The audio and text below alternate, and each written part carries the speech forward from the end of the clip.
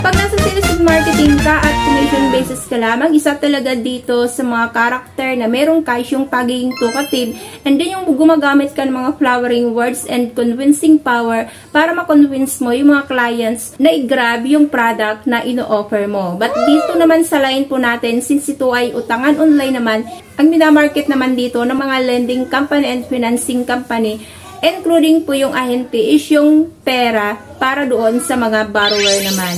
Isang makulit na ahente yung tumawag sa akin at kinonvince niya ako na subukan ko daw pong mag-loan sa company nila dahil nag-offer daw po dito ng low interest and then mabilis daw po dito mag-approve at wala pa daw pong 3 minutes matatanggap mo na ang pera. Samahan nyo kung alamin kung ano ba yung platform na ito na in-offer sa akin ng isang caller na ahente para malaman natin kung ano nga ba yung mga deductions na dito, and at the same time magkano nga ba yung ino-offer niya dito as a first timer, para malaman natin kung convincing ba ito or makakatulong ba ito sa atin, or baka isa na naman ito sa mga loan shark, or isa na naman ito sa mga nangungulikta lang din ng mga information, and at the end, wala naman palang mauutang. So, kung bago ka pa lang po dito sa aking YouTube channel, please consider to subscribe na muna, and click mo na rin po ang bell button dyan para naman lagi kang notified sa mga utangan moment dito po sa aking channel.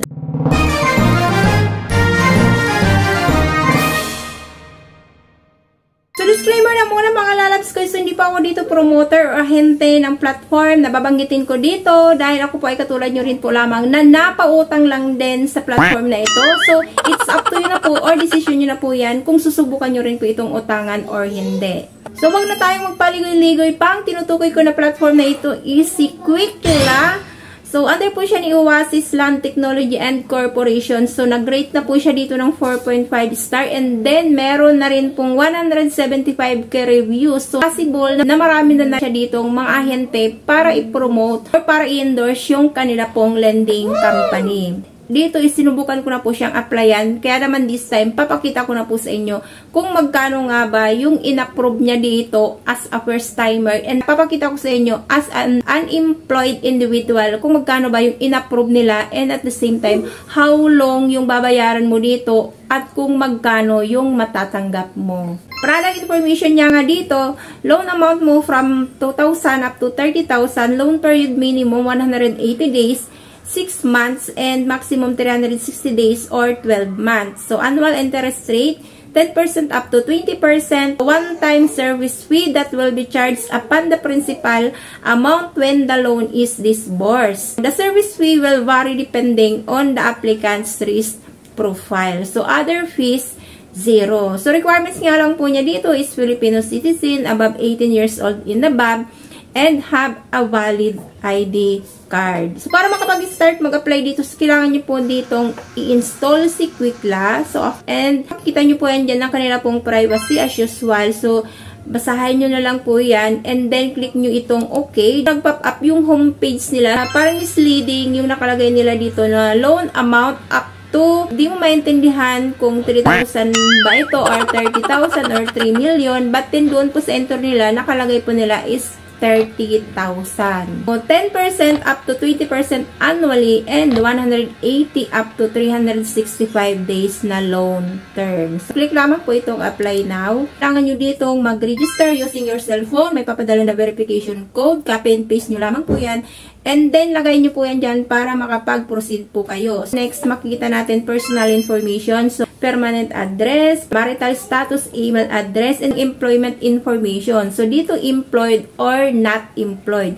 So, subukan kong ilagay yung not employed. Dahil naisip ko is tinawagan ako ng ahente eh. So, may possibility na baka i-approve niya ako dahil sila yung nagsuyo sa akin na mangutang. Kaya nilagay ko yung not employed. Kailangan mong mag-provide ng 3 contact person. And then dito nakalagay, more contacts will help increase your chances of approval. So, it's up to you na po kung dadagdagan mo pa yung contact person na nilagay mo dito. Pero ang pinaka-minimum nila dito is 3 contact person. So, click lang po itong next. 1 government valid ID. Mamimili ka lang po kung UMID, PIN number, SSS ID, passport, driver license, PhilHealth, Voters ID, Postal ID, National ID, and National ID Physical or National ID Electronics. Next po is withdrawal methods. Available nila is GCash, e-wallet, PayMaya, ShopeePay, GrabPay, e-wallet, Coins e-wallet, or OmniPay e-wallet. And then, meron din silang online bank dito. So, mamili lang po kayo dyan ng isa. Magpa-pop up kagad. So, mabilis nga naman talaga silang mag-approve dahil dito, meron na po kagad nag-pop up ng 700 pesos. So, the amount is total repayments. Nilagay ko kasi dito is not employed. Unlike naman na kapag ikaw ay employed, I think mas mataas pa yung offer na ibibigay sa'yo ni Quickla. Meron silang binigay na 3 schedules. So, yung first schedule ko is 350. Due date is February 23, 2024. And then, yung second schedule repayment is 350 ulit. March 1, 2024. And then, yung third schedule, this schedule will be waived if you repay the previous schedule on time. So, click lang po itong submit. Detail of the fee. So, interest niya is 32 pesos. So, napakababa. So, service fee, 200. Medyo mataas. Third schedule to be waived, negative 20 pesos. And limited time discount, negative 12. So, ayan po mga lalabs ko. So, medyo okay naman mangutang dito kay Quickla. Dahil binigyan ka dito ng 2 schedules at hinati pa. So, hindi na yun masyadong mabigat para doon sa repayment mo. So, ayan. So, pag-isipan mo na po muna kung gusto mo bang i-grab yung ganitong pong offer ni Quickla.